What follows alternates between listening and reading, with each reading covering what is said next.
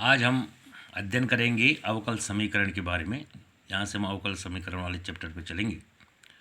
Differential equations. सबसे पहले ये समझना जरूरी है कि अवकल समीकरण किन्हें कहा जाता है। यहाँ पर मैंने 3 प्रकार के समीकरण लिखी हैं। Equations x + y = 5, sin x - cos x = 0, x² dy/dx + 2y = 0। इन तीनों इक्वेशन में देखिए, पहली इक्वेशन में एक स्वतंत्र चर है, एक आश्रित है। जैसे ही आप x का मान रखेंगे y की वैल्यू बदलती जाएगी। इसमें एक स्वतंत्र चर है x, इसमें स्वतंत्र चर भी है और उनका अवकलज भी मौजूद है। तो इस प्रकार की समीकरण को, जिसमें स्वतंत्र चर एक एक जो आपका इंडिपेंडेंट टर्म होना चाहिए, एक डिपेंडेंट टर्म और एक उसका डेरिवेटिव, यहाँ पर डेरिवेटिव dy/dx मौजूद हो, ऐसी समीकरण को हम डिफरेंशियल, ऐसी क्वेश्चन को हम डिफरेंशियल इक्वेशन या अवकल समीकरण कहते हैं। अवकल समीकरण। इसके बाद हम चलेंगे अवकल समीकरण की कोटि, order of A differential equation.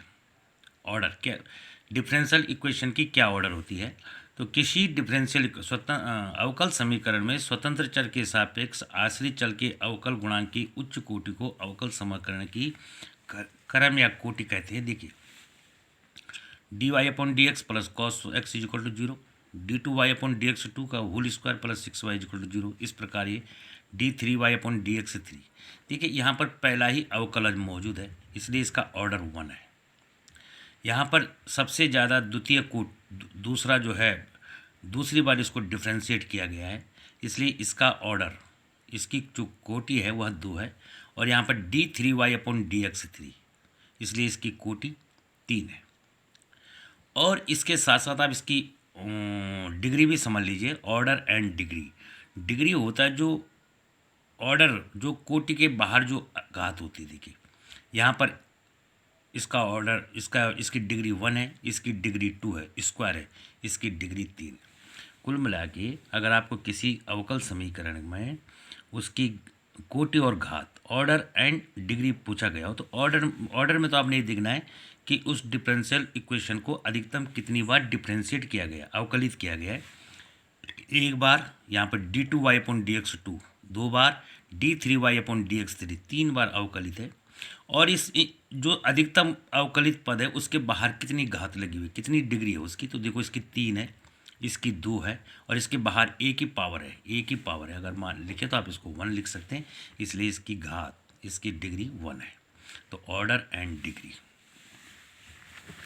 इसके बाद देखिए, यहाँ पर ये ध्यान देने वाली बात है कि अगर आपके पास कोई डिफरेंशियल इक्वेशन इस टाइप में dy/dx cos dy/dx = तो यह अनडिफाइंड है, ये डिफाइंड है। अगर यहाँ पर x आ जाए cos x, तब ये डिफाइंड है, लेकिन यहाँ पर नहीं है, cos dy/dx ये डिफाइंड नहीं है। एक्सरसाइज 9.1, निम्न का ऑर्डर और घात, इसका ऑर्डर एंड डिग्री बताना है।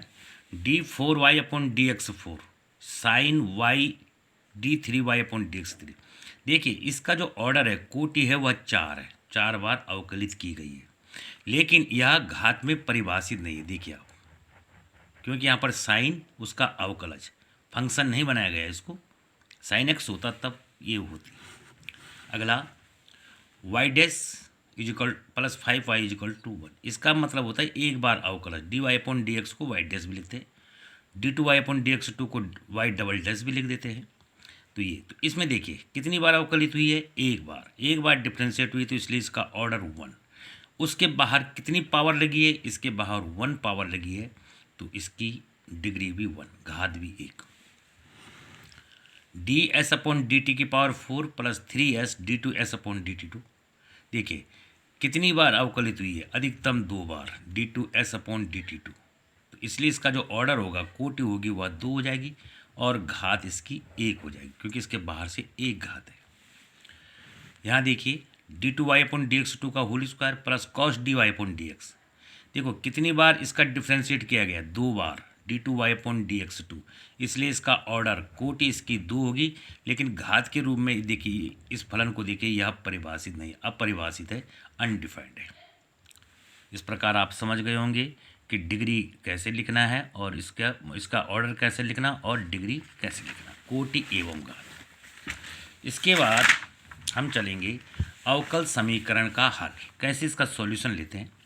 जैसे सपोज कीजिए कोई डिफरेंशियल इक्वेशन आपके पास d y upon d x is equal to cos x है, तो आप इसको दोनों तरफ इंटीग्रेट कर दीजिए, तो y is equal to sine x plus c. ठीक है, इधर भी इंटीग्रेट कर देंगे तो डी आप देखिए तो डी वाई का वाई हो जाएगा और कॉस एक्स डी एक्स का साइन एक्स हो जाएगा और प्लस सी इसका होगा।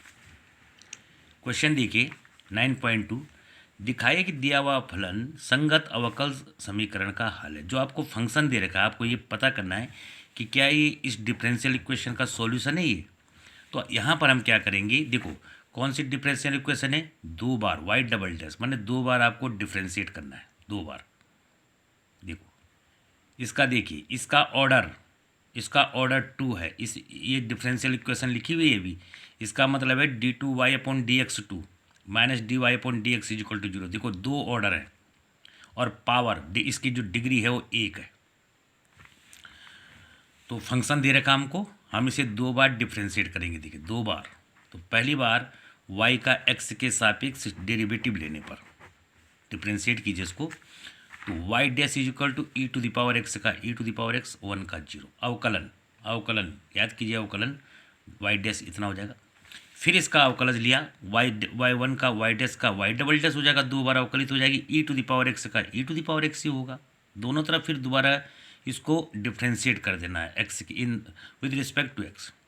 अब देखो e to the power x किसकी वैल्यू है, वाई डैश की भी है, वाई डबल डैश की भी वही है, तो यहाँ पर वाई डैश मान रख दीजिए यहाँ। तो y double dash is equal to y dash, तो y double dash minus y dash is equal to 0। अतः दिया गया फलन अवकल समीकरण का हल है। ये जो फंक्शन है वो इस डिफरेंशिएट इक्वेशन का सॉल्यूशन है। Next question, y is equal to cos x plus c, ये आपको फंक्शन दे रखा है, ये आपको डिफरेंशियल इक्वेशन दे रखी है y dash plus sine x is equal to 0। देखिए ये d y upon d x है, इसकी डिग्री भी 1 है, इसकी ऑर्डर भी 1 है और इसका डिग्री भी 1 है। तो देखिए सबसे पहले आपको फंक्शन क्या दे रखा है, y is equal to cos x plus c, इसको x के सापेक्ष विद रिस्पेक्ट टू x इसको डिफ्रेंशिएट कीजिए, x के सापेक्ष अवकलज लेने पर y dash is equal to cos x का माइनस साइन एक्स सी का 0। ठीक हो गया, इस साइन को मैं इधर ले आया तो y dash plus sine x is equal to 0। तो देखिए y dash plus sine x इसका सॉल्यूशन है, एक ही बार डिफ्रेंशिएट करना था। Next question, y is equal to x sine x y dash is equal to y plus under root x square minus x y square, ये आपके पास function दे रखा है। देखिए इसकी डिग्री केवल, इसका ऑर्डर 1 है, एक बार डिफ्रेंशिएट करना है, एक बार डिफ्रेंशिएट करने पे ही आपको आंसर लेना, वाई डैश एक बार डिफ्रेंशिएट, तो y is equal to x sine x आपको दिया गया है, इसको एक बार x के रिस्पेक्ट में डिफ्रेंशिएट कीजिए, x के सापेक्ष अवकलज लेने पर देखो 2 फलनों का प्रथम इंटू द्वितीय और द्वितीय इंटू प्रथम का अवकलज। देखो प्रथम मैंने माना साइन एक्स ले लिया तो द्वितीय x का 1 हो जाएगा, तो साइन एक्स हो गया, प्लस द्वितीय क्या है x है और साइन एक्स का कॉस, आपको अच्छी तरह समझा रहे हैं अवकलज लेना, 2 फलनों का प्रथम इंटू द्वितीय का अवकलज प्लस द्वितीय इंटू प्रथम का अवकलज।